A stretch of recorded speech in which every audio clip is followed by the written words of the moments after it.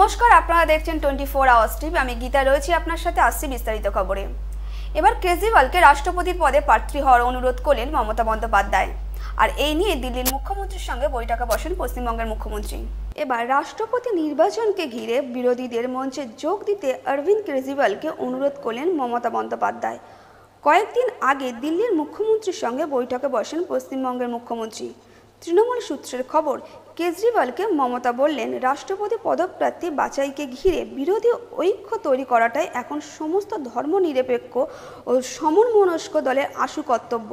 তাই বর্তমান পরিস্থিতিতে বিজেপি এবং কংগ্রেসকে একই সঙ্গে আক্রমণ করে গেলে কেজরির আদপে কোনো লাভ হবে না, বরং এই মুহূর্তে বেশি প্রয়োজন নরেন্দ্র মোদী ও বিরোধী মঞ্চকে জোরদার করা। কেজরিওয়ালের সঙ্গে বৈঠকের পরে মমতা বললেন, ওর সঙ্গে রাজনৈতিক আলোচনা হয়েছে, কথাও হয়েছে রাষ্ট্রপতির ভোট নিয়ে। কাল যেটা বলেছি আজও সেই কথাই বলেছি, পরে আমরা আলোচনা করে এ ব্যাপারে সিদ্ধান্ত নেব। গতকাল থেকে শুরু হচ্ছে হাওড়ার বালি চক্রবর্তী পাড়া ভদ্রকালী পুজো। টানা 7 দিন ধরে চলবে এই পুজো। গতকাল থেকে শুরু হচ্ছে হাওড়ার বালি চক্রবর্তী পাড়ার প্রাচীন ভদ্রকালীর পুজো। এই পুজো 438তম পুজো। 986 সালে পণ্ডিত রামপ্রসাদ চক্রবর্তীর হাত ধরেই এই পুজো শুরু হয়। এককালে এই পুজো অনুষ্ঠানে আসতেন রামকৃষ্ণদেব সারদা মা ভদ্রকালীর শান্তির প্রতীক, যা খুবই পছন্দ করতেন শ্রী শ্রী রামকৃষ্ণদেব। তবে এই পুজো চলবে টানা 7 দিন ধরে। প্রতিদিনই সন্ধ্যায় থাকবে নানা সাংস্কৃতিক অনুষ্ঠান। পুজো উদ্বোধনে আসবেন মন্ত্রী অরূপ রায়, মেয়র পরিষদ বিভাস হাজরা, পৌরপিতা প্রবীর রায়চৌধুরী, পৌরমাতা সুমনা মুখার্জি সহ আরও অনেক বিশিষ্টজনেরা। বিধায়ক বৈশালী ডালমিয়ার উপস্থিতিতে এই পুজো। আবারও দার্জিলিং, কার্শিয়াং ও কালিম্পংয়ের খাতা খুললেন তৃণমূল। সমতলের বিরোধীরা প্রায় নিশ্চিহ্ন, তবে তার মধ্যে সবচেয়ে বিপর্যস্ত বামেরা। আবার জয়যাত্রা অব্যাহত জোড়াফুলে। সমতলে বিরোধীরা প্রায় নিশ্চিহ্ন, তার মধ্যে সবচেয়ে বিপর্যস্ত বামেরা। তবে বিরোধী হিসেবে বিজেপির উঠে আসার প্রবণতা স্পষ্ট। সমতলে 3টি এবং পাহাড়ে 1টি, 7টির মধ্যে মোট 4টি পৌরসভা ভোট দখল করল তৃণমূল। আবার দার্জিলিং, কার্শিয়াং, কালিম্পংয়ের খাতা খুললেন তৃণমূল। প্রতিটি পৌরসভাতেই তাদের ভোট প্রাপ্তির হারও বেড়েছে। মুখ্যমন্ত্রী মমতা বন্দ্যোপাধ্যায় প্রতিক্রিয়া, কত দশক পরে পাহাড়ের নতুন যুগের সূচনা হলো, পাহাড় হাসছে। তার সাথে তিনি আরও বললেন, মিরিকের মানুষকে বিশেষ করে ধন্যবাদ আমাদের ওপরে আস্থা রাখার জন্য। এবার প্রধানমন্ত্রী স্বচ্ছতা অভিযানে পিছিয়ে পড়ল হাওড়া, শিয়ালদহ, খড়গপুর এবং কলকাতা স্টেশন। পরিচ্ছন্নতার সমীক্ষায় উঠে এসছে নিউ কোচবিহার ও নিউ জলপাইগুড়ি। প্রধানমন্ত্রী স্বচ্ছতার অভিযানে পিছিয়ে থাকেনি পূর্ব ও দক্ষিণ পূর্ব রেল, কিন্তু সমীক্ষা জানাচ্ছে কার্যক্ষেত্রে স্বচ্ছতার বিচারে হাওড়া, শিয়ালদহ, খড়গপুর এবং কলকাতা স্টেশনের তালিকা অনেক পিছিয়ে। হাওড়ার ঠাঁই হয়েছে 56 নম্বরে, শিয়ালদহ 67, খড়গপুরে 51, কলকাতা স্টেশনে 93টি। পরিচ্ছন্ন সমীক্ষার রাজ্যের মুখ রক্ষা করেছে মাত্র 2টি স্টেশন, নিউ কোচবিহার 32 আর নিউ জলপাইগুড়ি 38। গোটা দেশের এ ক্যাটাগরি স্টেশনগুলি পরিচ্ছন্নতা হলো কি তা জানতে রেলের তরফ থেকে সম্প্রতি বাইরে থেকে একটি সংস্থা নিয়ে সমীক্ষা চালানো হয়েছিল।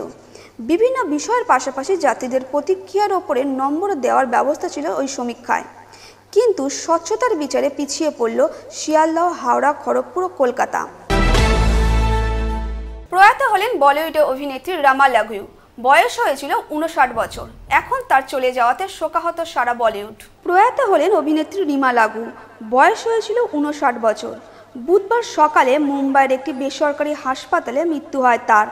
ছোট পর্দায় হোক বা বড় পর্দায় হোক, সর্বত্রই ছিল তার অবাধ্য উপস্থিতি এবং দুই ক্ষেত্রে সমান জনপ্রিয় ছিলেন তিনি।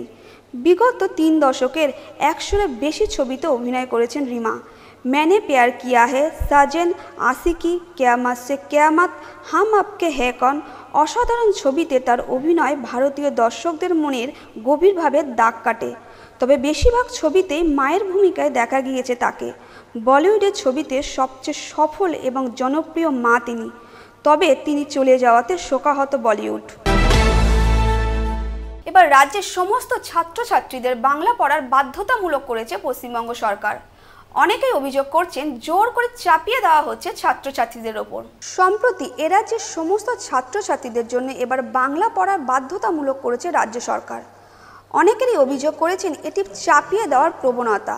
আবার একাংশ মানুষ এই মতের বিরুদ্ধে বলেছেন কোনো রাজ্যে থাকলে সে রাজ্যের ভাষা এবং সাংস্কৃতিক বিষয়ে জ্ঞান থাকা ভালো।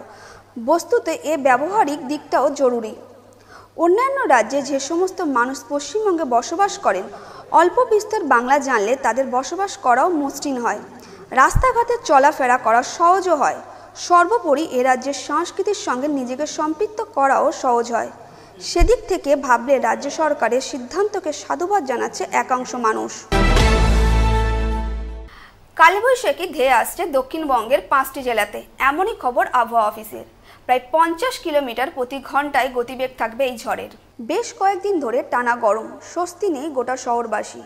এবার আবহাওয়া সূত্রের খবর, পুরুলিয়া, বাঁকুড়া, পশ্চিমবঙ্গ, বর্ধমান, বীরভূম ও মুর্শিদাবাদের কিছু অংশে দুপুর থেকে বিকালের মধ্যে আছড়ে পড়বে কালবৈশাখী ঝড়।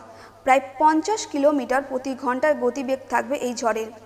আবহাওয়া দপ্তর জানাচ্ছেন একই সঙ্গে বজ্রবিদ্যুৎ সহ বৃষ্টির সম্ভাবনা রয়েছে। কোথাও ভারী আবার কোথাও মাঝারি বৃষ্টি হতে পারে। আপনারা হতে পারেন আমাদের হোয়াটসঅ্যাপ রিপোর্টার। আপনাদের এলাকায় কোনো খবর পাঠিয়ে দিন আমাদের এই হোয়াটসঅ্যাপ নম্বরে। 24 আওয়ার্স নিউজ আজ এই পর্যন্ত। দেখতে থাকুন 24 আওয়ার্স টিভি।